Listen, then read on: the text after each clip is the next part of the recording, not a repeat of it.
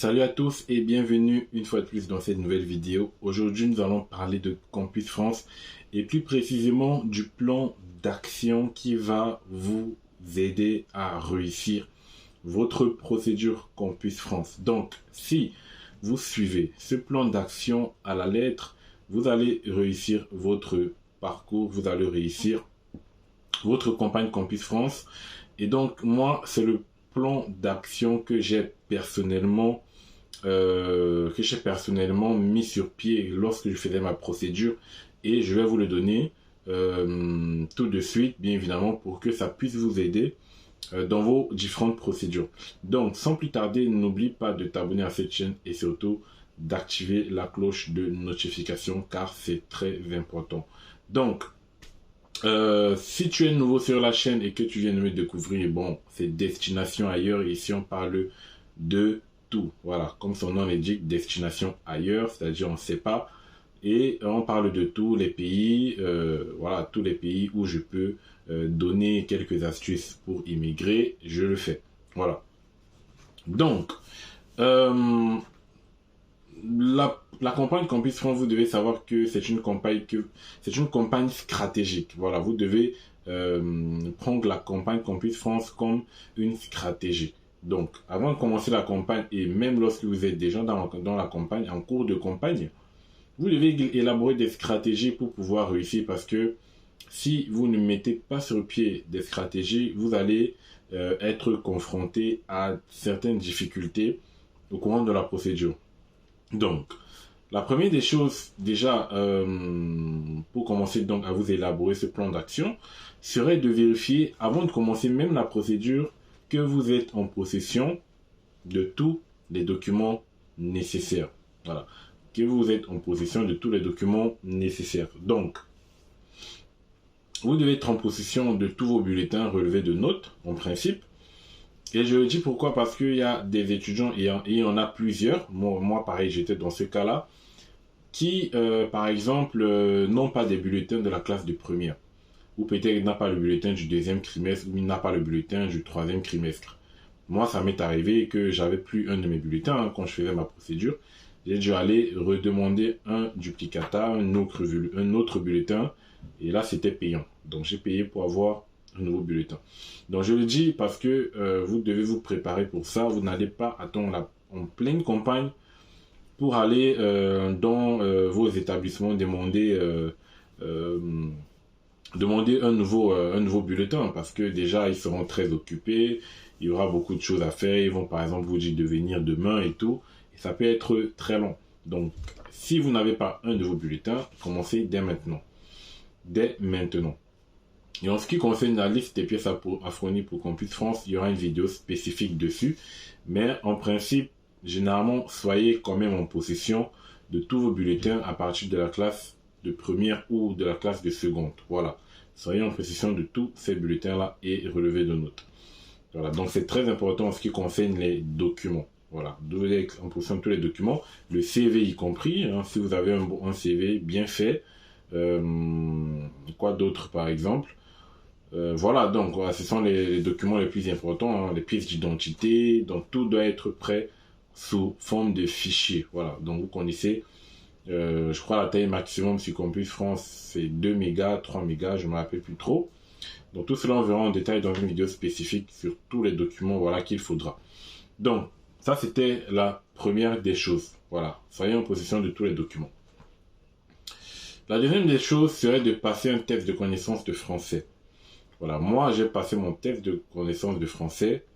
Je crois que c'était au mois d'août. C'était avant que la campagne Campus France ne commençait, ou plutôt dans les débuts de la campagne, hein, que j'avais passé mon test de connaissance de français, et ça m'avait beaucoup aidé pour postuler dans beaucoup d'établissements qui le demandent. Vous devez savoir, 90% des établissements en France demandent un niveau, une exigence linguistique, pour dire simple. Voilà, donc c'est vrai que Campus France vous dit que ce n'est pas obligatoire, mais si vous voulez mettre toutes les chances de votre côté, passez les tests de français. Un TCF, un TEF, un DELF ou un DALF. Voilà, vous avez le choix.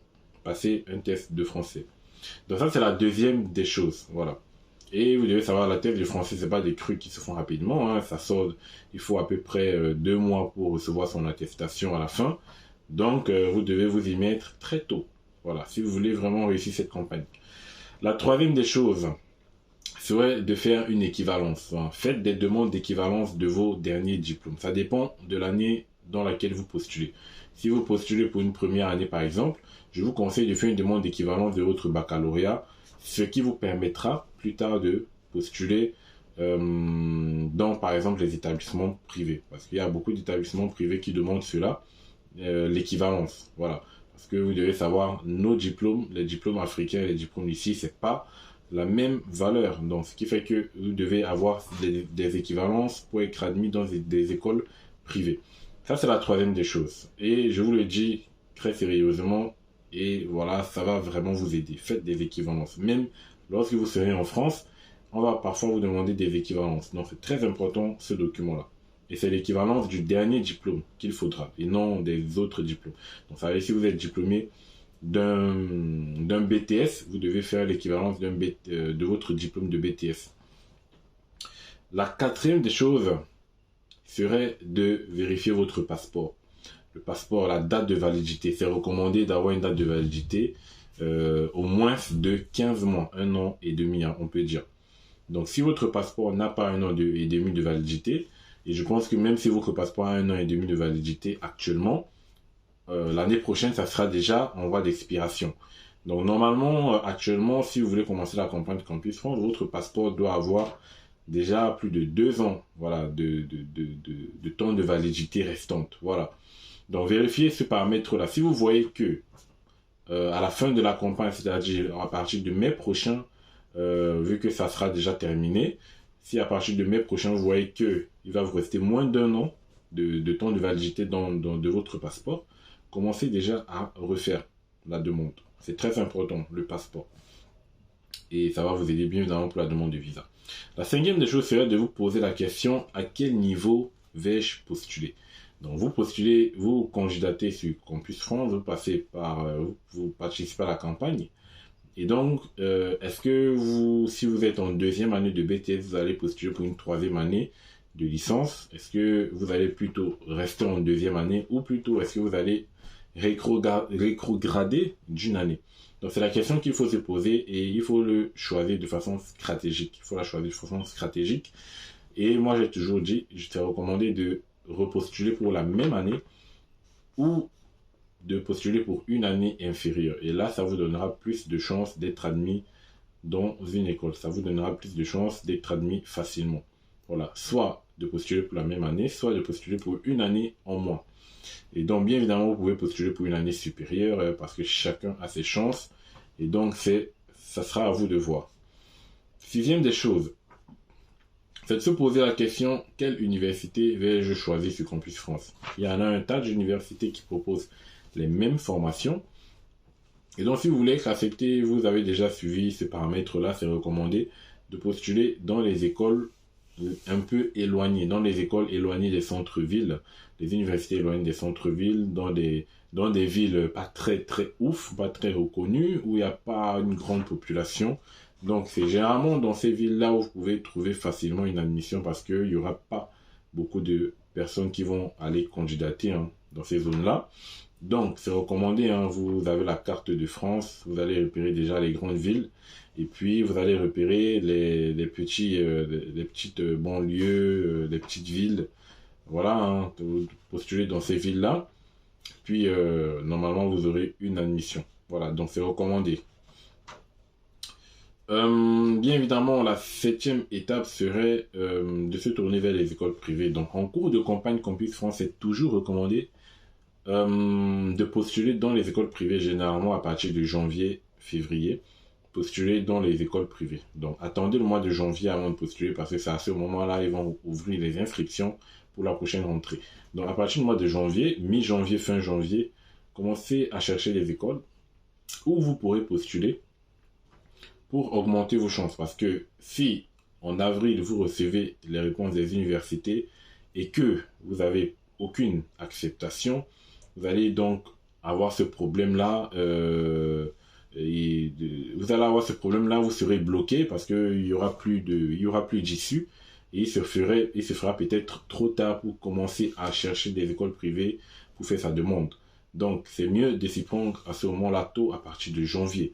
Donc, à partir de janvier, vous faites vos demandes, hein, et puis si en avril, vous avez également des acceptations, voilà, vous pourrez choisir entre l'école privée où vous avez été accepté et l'école qui vous a accepté sur Campus France. Voilà, donc c'est recommandé de faire cela. Et si vous postulez en première année, par exemple, vous pourrez, en plus de cela, c'est-à-dire en plus des écoles privées, postuler sur Parcoursup également à partir de janvier pour augmenter vos chances.